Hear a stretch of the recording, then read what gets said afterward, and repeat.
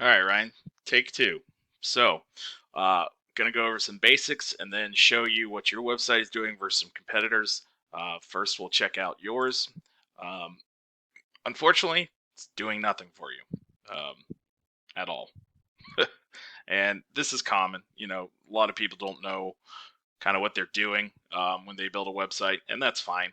I've actually seen websites that look horrific or just absolute garbage, and they bring in tons and tons of business. So how it looks doesn't really matter um, to a degree, I suppose, or actually sometimes it doesn't at all. Depends on the situation, I guess. But really, looks aren't everything, and content is. So what I mean by content is we'll look at your website again. Let me make sure we do that real fast. So you don't really have much going on here on the website itself. Whether it's describing what you do, how you do it, um, it's not doing anything, which is kind of what Google looks for. So in a website like this, they have information about who they are, what they do, um, and you know they have news, which is probably a blog, and it's an old enough website. I can see from when I actually looked at it in our analytics here, um, that they have bunches of back pages, meaning pages like this, pages like that, you know everything. So the way it works is typically you want 1,500 words on the front page and 500 words on each subsequent page with phrases like Courier, Columbus, Ohio, Courier, Dayton, Ohio. And I'll show you what I mean real quick. Um, they have 165 organic keywords. They have 124 clicks on their website just from those keywords alone. Um, so not from ads, not from anything else they've done. This is strictly from clicking on these keywords that they show up for. So a lot of the times you're ranking for your own name, and that doesn't necessarily do much for you if people don't know who you are. So something like, let's find a more generalized term. um, Cincinnati Couriers. 100 people searched for that term. You can see the volume here.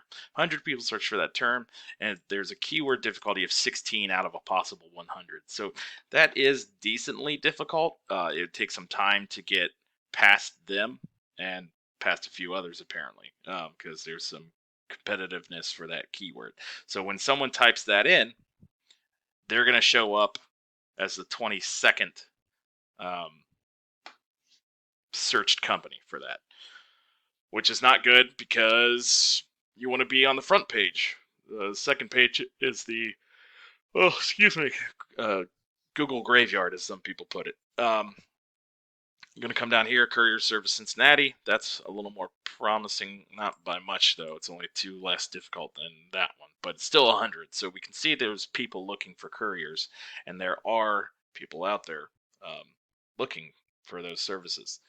Um, we can keep going around this and looking more and more into their keywords, but I'm going to go into another competitor here in Columbus, and they're called Best Courier, I guess.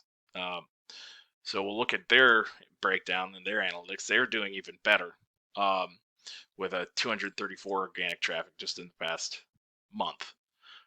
Again, I don't know if you're just doing medical. If you are, that's very specialized, and it's going to be a little bit harder to find, um, and harder to get more traffic from that. But this will give you an example of how this works in general. So, um, here's some more stuff like same day delivery service. Um, of course, that's generalized. That's on a national level because it's not specifying a city or a state. Um, Actually, yeah, it's on a national level. Best Courier, Columbus, Ohio. So this could be their name. This is the genius of what they've done. They've infused their actual company name in with a keyword. So they practically own that keyword, but doesn't mean that they get, rights to it or something like that. They've just done a good job of associating their name with a key phrase in Google. So, Courier Service, Columbus, Ohio. I am so sorry, man. There's 100 volume here. 100 people search for that term, and out of a possible 100 difficulty, it's 2. So this is a good keyword to go after to associate with you and your company. You know, Columbus delivery service. 40 people search for that. It's a keyword difficulty of 6. Not bad. Best courier, Columbus, Ohio. Yeah, I mean, this is what I'm talking about. So there's plenty of keywords to go after, and plenty of traffic to find. It's just whether, these are more generalized terms. Medical couriers are a little bit more narrower in their scope, so it's kind of hard to show up just for those. But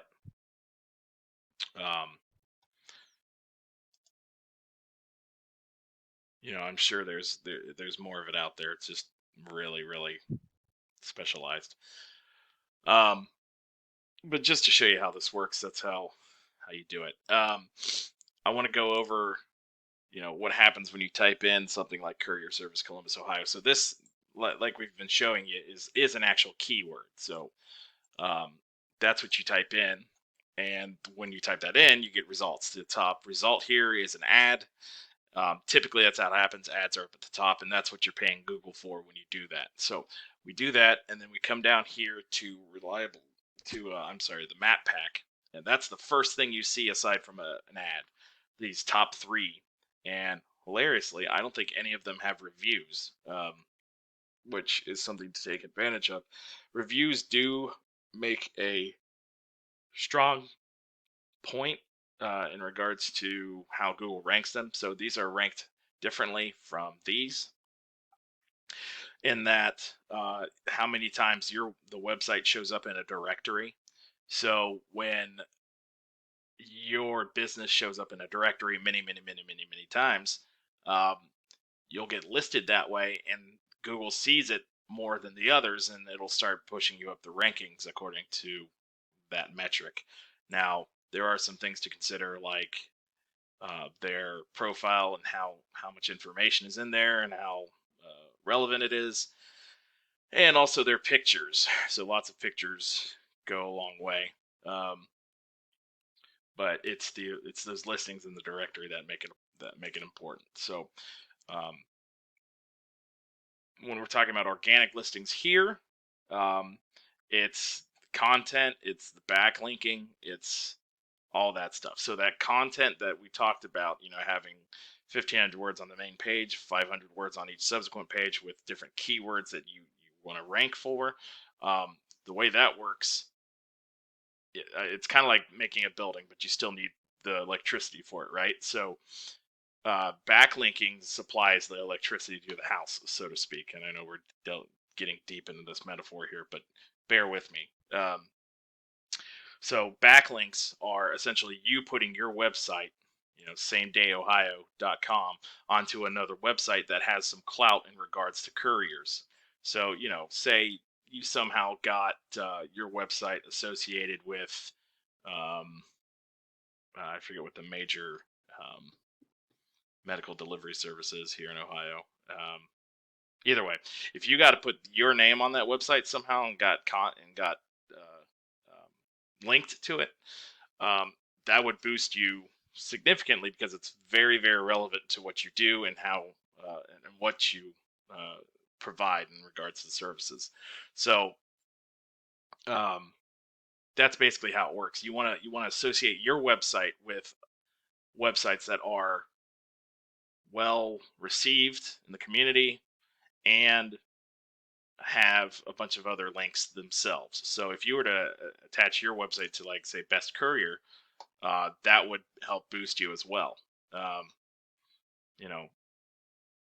It goes a long way. In regards to the content, I know some of these websites don't have 1,500 words. That's more than likely because, one, they started it a long time ago, and once they got the keywords that they wanted to rank for, they just changed it up, and Google stays with those keywords and doesn't move with that. The other part is the blog.